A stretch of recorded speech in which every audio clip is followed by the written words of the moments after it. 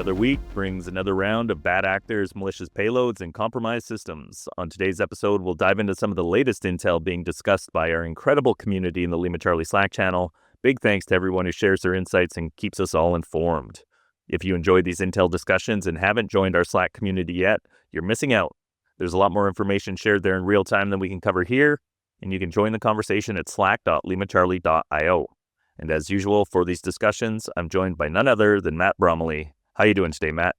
Chris, what's going on, sir? I'm doing well. I'm actually rocking a warm beverage today because it's getting cold now. It's getting cold these days. So I'm doing well. Just wishing I wasn't having to wear so many layers to go outside. But other than that, I'm doing fantastic. For anybody who's listening and not seeing us, it is currently almost middle of December. So it's getting chillier everywhere in the Northern Hemisphere. But it does not mean that the cyber threat actors of the world are cooling off. See the way I dad joked that in there really quick. I'm looking forward to, we got some really cool stuff lined up today, as well as an amazing thing happening in 8 days from now as well, which you and I just talked about. So nonetheless, I'm doing great. I'm looking forward to it. It's great holiday season so far. Yeah, and thanks for teeing that one up for me. Again, I'm going to be plugging the Cybersecurity Cares initiative, which is coming to a head next Thursday for our all-day streamathon. So for those that may be hearing this for the first time, we've gathered a bunch of folks from across the industry to help raise funds in support of Becky's Fund, which is a anti-domestic violence outfit running out of Washington, D.C., but they are involved in doing education nationally. Really great organization, fighting for a really good cause. And next Thursday, we will be continuing to fundraise in an all-day streamathon that has people from all over the industry joining. We've got some very interesting musical guests coming, including Ohm1, who's a nerdcore hip-hop artist. Ariel Ropek from Panther will be playing the piano. Ken Weston from LimaCharlie will be playing the guitar. And then we've got Jerry Ozier, Jen Antwerp, Sean Higgins, Chris Cochran, Nazreen Bencher-Challey, Josh Mason, JP Bourget, Matthew Fulmer, Brandon Poole, Lee Salt. It's just too many to list. It's going to be a ton of fun, and you should join us. Even if you are light on cash and can't make a donation, just having your support to spread the word and raise awareness will do a ton. You can learn more at cybersecurity-cares.com. That's cybersecurity-cares.com. Yeah, so awesome. And I think, we've raised a little over $8,000 so far, trying to beat the high water mark we had last year of $28,000. I know we got at least $6,000-$7,000 more committed, and Times just messaged me this morning. They're throwing in $1,500. So really cool to see the needle moving, and I think we're going to do it, but it'll happen easier if you join us. So with that, I want to start today with a quick mention of a very much needed tool that I became aware of from none other than Zach Allen, the progenitor of the Detection Engineering Weekly newsletter, which, by the way, is a great resource for anybody interested in detection engineering. I will put a link for it in the show notes. It's definitely worth the subscription. So what Zach shared was that Datadog Security Labs has introduced the Supply-Chain Firewall. It's a new open source tool designed to protect developers from malicious and vulnerable packages sourced from PyPI. PyPI? Is that how we say that one? And NPM repositories. So it's the PyPI? PyPI? Maybe? Okay. I don't know. Well, it's Python and then pi the number, right? So yeah, PyPI, maybe? PyPI. PyPI, sure. Yeah, no, I don't think that. So it's the Python package index. Okay. So it's either PyPI or PyPI. It's not PP. One of the two. I have a 4-year-old boy, so top of mind. I was gonna say I understand where that one came from. All right. So, and also does NPM repositories. So it analyzes packages, installations in real time. The firewall blocks known malicious packages and alerts developers to potential vulnerabilities, improving software supply chain security. Developers can prepend commands with scfw run to intercept packaged installations and leverage Datadog's dataset or open source vulnerabilities API for security checks. So this is really cool stuff, because I know we talk a lot about the growing trends of, NPM poisoning and those kinds of attacks of small open source projects that get integrated. So, definitely a step in the right direction here. Yeah, no, absolutely. I would like to start off by saying the official documented pronunciation is PyPI. PyPI. Okay. PyPI. You're supposed to individually announce the letters PI for package index, as opposed to saying PyPI, which apparently is a project that is an alternative version of Python. Interesting. So yeah, nonetheless, here we are both learning ways to pronounce package management tools. No, with that said, Chris, I love this thing. Like, I love this tool. I love that this came out. I love that it's a resource that we have access to. First off, like, protecting developers from malicious open source packages is such an awesome win. Number one. Number two, we have talked at length in this podcast alone, let alone like out in the industry, of just how dangerous lack of knowledge or poisoning of package repositories and that kind of stuff can be. And I love it. I love seeing something like this existing. I love that it's available. I love that it's open source. I love that it's free for folks to use. And I'm a huge fan of everything that this particular tool does. And if you're listening to this right now and you write code, please utilize this thing. Please utilize this thing. Now, let me be clear. It's not perfect, right? Admittedly, what the SCFW, the supply chain firewall, what it does is it pulls knowledge from Datadog's own public data set, as well as the open source vulnerabilities API, which is available. And it's worth noting that it's not an exhaustive, conclusive list, but it's a pretty darn good list as well. At least it's better than 0%.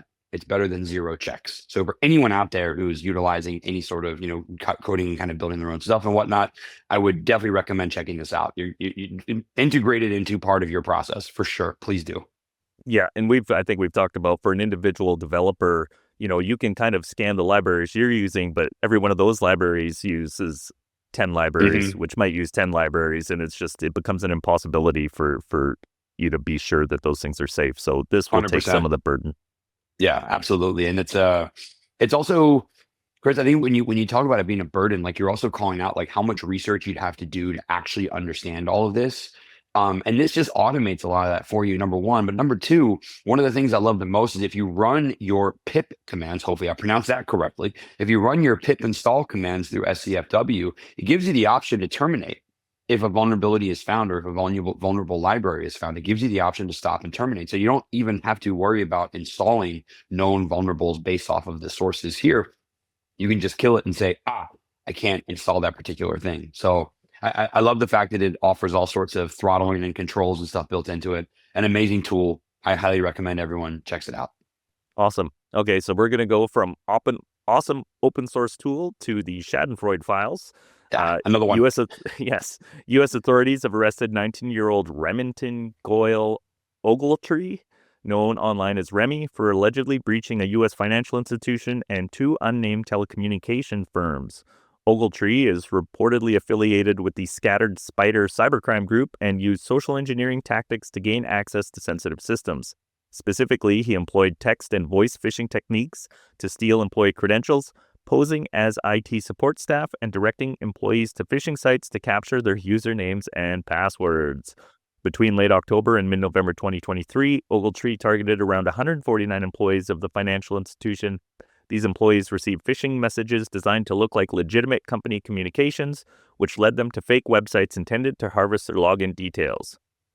The phishing messages often used pretexts like updates to employee benefits or work schedules, making it easier to deceive recipients into giving up their credentials. Scattered Spider, I know we've talked about them several times on the show, especially around the Caesar's Palace breach, I believe. And the specialists in social engineering, when you see the kind of care and effort they put into crafting these things, it's pretty easy to see how somebody could fall for them.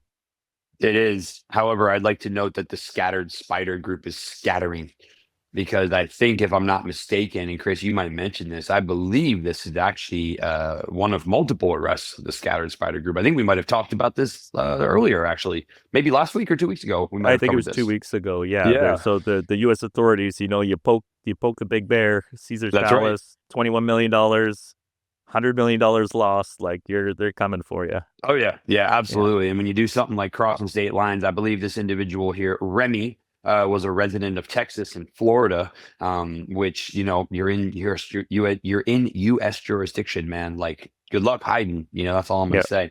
But with that said, I love going over these types of stories. I want to continue to give like a silent nod and a hat tip towards the massive law enforcement effort that goes behind the scenes in bringing this together. Tons of analysis and forensics and all sorts of correlation and stuff take place in order to make this happen. Let's be clear, like, this isn't the type of arrest that gets made lightly or casually, right? This isn't the type of like, we think it's this guy based on some random IP details, right? There's a lot of assurance and confidence that comes into this person is who they say they are, right? It's tough sometimes to break through the anonymity of the internet. And when you have law enforcement teams that work together to do that, it's a great thing because there's a lot of effort behind it. Hopefully this serves as a deterrent for others in the future. I know you've got some more insight into exactly what Mr. Ogletree or Remi did during his time, Chris, but I want to call this out for any adversary that's out there, right? If you have the possibility of arrest, just like maybe don't do it, or I don't want to say be careful because I don't want to give that kind of advice, but maybe don't do it. Use this as a deterrent. Like they will find you. They will come after you, and it's just a matter of time in that case, especially when you hit certain dollar amounts or you cross state lines or country lines or something like that. They're going to find you. Mm-hmm. So from October 2023 to May 2024, Ogletree allegedly exploited his access to the telecom company's systems to distribute over 8.6 million phishing text messages across the U.S. These messages primarily aimed to steal cryptocurrency by directing recipients to fraudulent crypto-themed phishing sites. The scale of these campaigns underscores the group's sophisticated use of social engineering to target large numbers of victims quickly. This arrest is part of ongoing efforts to dismantle the Scattered Spider Group. In November 2023, the U.S. Justice Department charged 5 other individuals associated with the group for conducting SMS phishing attacks that resulted in millions of dollars in stolen cryptocurrency. Additionally, in July 2023, UK police arrested a 17-year-old linked to Scattered Spider's involvements in the MGM Resort ransomware attack. The group, also known as Octopus, or UNC3944, consists of primarily English-speaking individuals, some as young as 16, and is notorious for targeting organizations in sectors such as finance and telecommunications using social engineering and phishing techniques. And yeah, Matt, I'm going to agree with what you said earlier. I think it is important to cover these things, not only because it makes me feel good, but I think it's nice for the community to see that the work we do does result in change, because sometimes it can feel overwhelming with the stuff that we face every day, new 0 days, new attacks, new ransomware. It just never seems to end. So yeah, absolutely. That's an important thing to note for everybody as well. Like it can, Chris and I enjoy being here and talking about this stuff, but I can understand how, like, if you're a defender out there, sometimes you hear these and you're like, man, it just never ends. Every week is something new, right? Something I got to pay attention to or something I got to look after and whatnot. And I want to note in here and just say it's not always the case. There are great law enforcement and great analysis teams out there doing the good work, right? Doing the good work and putting these guys behind bars, putting these guys and gals behind bars, if you will. And they're crushing it. We love to read stories like this because it just makes life so much easier. And it shows you that a lot of the work that we do from a defense perspective does pay off at the end. There may not be a single company there may not be a single company out there, Chris, who's all our efforts were the sole reason this person was arrested or apprehended and that kind of stuff. But there are plenty of analysts out there and plenty of folks out there who do get to see some of the amazing things that come of this. Mm-hmm. And it's a benefit for all of us when adversaries get deterrents like this in their day to day. 100%. Okay, so next up, we have a recent study titled A Study of Malware Prevention in Linux Distributions, which examines the challenge of preventing and detecting malware within Linux distribution package repositories. The research focuses on 2 primary questions: the measures Linux distributions have implemented to counter malware, and the effectiveness of current malware detection tools in identifying malicious Linux packages. The study involves interviews with maintainers from several major Linux distributions. Findings indicate that most distributions have concentrated on reproducible builds as a security measure. Notably, only Wolfie OS was identified as performing active malware scanning among the distributions discussed. So some neat information for folks out there who are maybe running large Linux distributions. Yeah, this one I actually found to be pretty interesting. Usually when you hear about things being a study of, right, it's always going to be like, okay, here we go. This is going to be academic. But in this case right here, I found it actually pretty interesting. There was analysis of 6 different open source sorry, my apologies. They evaluated the performance of 6 open source malware detection scanners on them, but then also went down the road of analyzing what types of distributions have scanners built in, what types of defensive mechanisms are in place. And then how are they maintained? And I think that's one of the most important parts of this is, cool, you implemented it from the start, you're good to go, right? Chris, I know for a fact, not that it's an amazing malware detection tool, but I know for a fact a lot of distributions will come with like ClamAV installed by default. And for anyone who's like, wow, that's a blast from the past, I'm like, it's still there, right? Yeah. But if you're not automatically updating those signatures, you might be as old as your installation disk, right? And or ISO, sorry, the disk might be dating myself a little bit here. But my point being, I like the fact that this study also picked up on updates and it picked up on maintaining efforts and that kind of stuff. So a huge thanks to folks going through and putting this together. And then to the academic team, I believe this came out of Cornell University, actually, who went and studied this. At least I think it did, if I'm reading the academic site correctly, right? Huge thanks to the team there for putting it together. I'm going to assume as a group of graduate students, but it might be a group of undergrad students. But either way, thank you for putting this together. This is a fantastic resource to see already on V2 as well. Yep. But something I recommend reading for anybody who's got a Linux distribution or a deployment or needs to understand more about like, hey, I want to make sure I choose the right distro. Great place to go. Yeah, and I thought it was interesting that in the research they showed that most of the tools produced high false positive rates and infrequently detected actual malware, and that the tools that maintained the low false positive rates were expensive compared to the others. So yeah, just a little data point to remember to not completely trust all your tools. Just because somebody says you're safe doesn't mean you're safe. Exactly. And for most of us who heard Chris say Wolfie OS and said to yourself, what is that? Wolfie is a community Linux OS designed for container and cloud native era. Apparently it was started by the folks over at ChainGuard. So in case you're curious, go check it out. But Wolfie is apparently the world's smallest octopus, Chris, which is where the name came from. Not sure how we got there, but here we are. Any guess on how many actual Linux distros are out there? I can Google it really quick, but I don't think we want to know the number. I will say there's an awesome, according to Google AI, there's over 1,000, which is great. I love that in 2024, someone's like, you know what we really need to be building? And it's like, what? It's like our own Linux distro, right? I will drop in here and note really quick, there is a fantastic, maybe it's in Wikipedia, I'm not sure, but there's a fantastic chart that it is in Wikipedia. It's a timeline of the main Linux distributions, and it kind of starts at the very beginning with like Debian, Slack, and I'm assuming some of the others. Yeah, Slackware, Debian, OSN. CentOS is probably in there or whatever it might be. And they go through kind of detailing Red Hat. There we go. Yeah, Red Hat's in there, and it goes through and details how all the different distributions have come out of it. And it's a fascinating thing to look at because there's just so many in there. But yeah. I'm just looking at this graphic right here, Chris, and there's way too many for me to start counting. I feel like I'm looking at a picture of a starry sky. Yeah, I had a friend in university who would compile his own Gentoo, like tailored to the very specific hardware on his machine. So he'd like to watch the text run up and down the screen for like 3 days so he could have a Linux command line. Man, what I would do with that much time. Yeah, no offense. The tragedy is when you're that young, you don't understand how much time you have. I know. Yeah. I know that. Not only that, but also I don't want anybody to take this the wrong way, but the idea of doing like a multi-disk operating system install just sounds so awful to me these days, because I can literally terraform up a system, do what I need to do with it, and then be done. Right. Yeah. But I remember back in the day, like laying out the CDs, for anyone here who doesn't know, Chris, I'm not sure how applicable this is in your neck of the woods, just given different countries and stuff like that. But for anyone back in the day, like you'd go to like a Tower Records and there would be a magazine, a Linux magazine, and included with every Linux magazine was a distribution of your choice.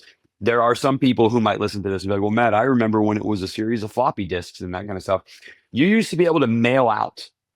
You actually used to be able to send a self-addressed envelope to a Linux distribution mailing address, and they would send you back distribution or something like that. I mean, the underground efforts that it took to like get Linux to be widespread back in the day, Chris, was like super cool. Like these days you would never, ever like, oh, I got this cool CD or this floppy disk in the mail. Let me just plug it in, right? If it was the same thing, you would never do that these days. There'd be so many threat reports about poisoning and interference and threat actor this and blah, blah. Back in the day, you would go to the record store, get a Linux magazine. I remember it because the Tower Records, when I was younger, had this massive computer section. It's where you'd go to buy 2600 back in the day as well, the old hacker thing, and you'd buy it in cash because you were terrified that, you never know. But now you can get it on subscription. So, Yeah. I mean, at least I think you're able to get it on subscription, but Yeah, all nonetheless, right. It's yeah, a nice old guy moment. I'm sure a lot of our younger listeners appreciate that. you can buy a 1-year subscription at 2600. All right. Alrighty, here we go. Okay. A recently identified zero-day vulnerability affects all modern versions of Windows Workstation and Server operating systems from Windows 7 and Server 2008 R2 up to the latest Windows 11 B2 4H2 and Server 2022. This flaw allows attackers to steal NTLM credentials with minimal user interaction.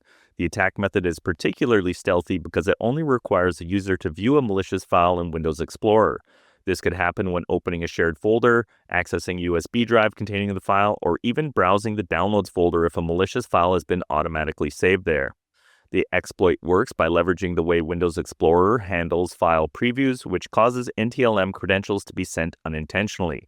The vulnerability was discovered by the security researchers at OPatch, who have reported it to Microsoft. However, there is currently no official patch available from Microsoft to mitigate the risk. OPatch has released temporary micro patches to protect affected systems until a permanent solution is provided by Microsoft. So far, OPatch has withheld detailed technical information to avoid widespread exploitation of the vulnerability.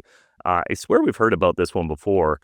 The way the file system generates nice little previews from you to run some kind of code, and that's where we start to get into trouble, right? I think for some reason, I have it in my memory that we actually saw this in Outlook before, where Maybe I think that's what it was. someone may have figured out that if you put a malicious link and Outlook automatically renders links or something like that, that it will and unintentionally like load the malicious content or something like that. I think we saw it there. We may have seen it in some other platforms as well. I think the idea of abusing operating system preview capabilities is not unique, but the way it's being exploited here is definitely interesting, right? Because of what's being taken advantage of. Now there's going to be some security folks out there who are going to be like, you should not be using NTLM. And don't get me wrong, I'm 100% in that boat with you, but unfortunately it is still enabled in a lot of environments. The blog post even calls out used for compatibility with legacy systems and applications and so on and so forth. With that being said, this is one where, we're probably going to need to have a combination of like file scanning, maybe some sort of email scanning tools and that kind of stuff to just go through and kind of really protect documents, really protect around attachments and stuff like that. You can't go back and tell all your users, don't open Windows Explorer, right? That's not a thing at all whatsoever. I think the goal in this case, Chris, is to actually hope that we get a patch soon for the way that this for what this thing does, and then to have that patch just being widespread. We did just cross over Patch Tuesday for December, so we might get an out of band patch. Who knows? But I will say I don't know the company Zero Patch or Acros Security enough. They have released a unofficial micro patch, which okay. Not going to lie, I'm not sure I'd go that route from an enterprise perspective just because I don't know enough about the company. I'm not saying there's like a malicious C2 or something like that, but they are trying to sell their product to get there. Like if you look at their blog page, it talks about opening, create a free account in Zero Patch Central, start a free trial and install and register the agent, blah, blah, blah. That's not how you go about patching stuff. But if anyone is super worried and concerned about this, obviously, it can be patched. Let's put it that way. So there's a chance that we might be seeing a fix in the future. Okay. However, they do kind of comment in their own post that there are currently NTLM related publicly won't fix vulnerabilities and stuff like that. And they're kind of, I think, taking advantage of that situation. So with that being said, if you don't need NTLM authentication inside of your environment and you're super worried about this, you can definitely, I would say, try to disable it to the best that you can. The other way of going about it, Chris, is you can write detections for NTLM specific events. There are Windows event IDs for NTLM specific authentication events and stuff like that. And if I'm anybody in an enterprise environment right now, I might even poll my environment for just how much NTLM is in use that as a baseline, and then start to model off of that. It might not be as much as you think it is. It might actually be very low. And for anyone curious, it's event ID 4776 is when a domain controller tries to validate an account's credentials with NTLM. And 4624 corresponds to a user login, and a 4720 is, I believe, an administrator login. But nonetheless, definitely throw these events into your SOC monitoring if it's something you're super curious or concerned about. Yeah, and I can't imagine there's any security support for Windows 7 and Server 2008 anymore. I think in most of it's institutional, and I apologize. Event ID 4720 is account creation, not admin user login. Apologies, everybody. No, Chris, I think most of it's going to be institutional at this point, meaning you're going to have SOC analysts, SOC managers, incident responders who are well versed with it or because of their career, but it'd probably be very tough to get an active support contract up and running for them right now. Right. Okay, so this vulnerability is concerning due to the low level of user interaction required for the attack to succeed. Simply viewing a malicious file without opening or executing it is enough to trigger the NTLM credential leak. Once attackers obtain NTLM hashes, they can attempt to crack them offline or use them directly in relay attacks to impersonate the user and gain unauthorized access to systems.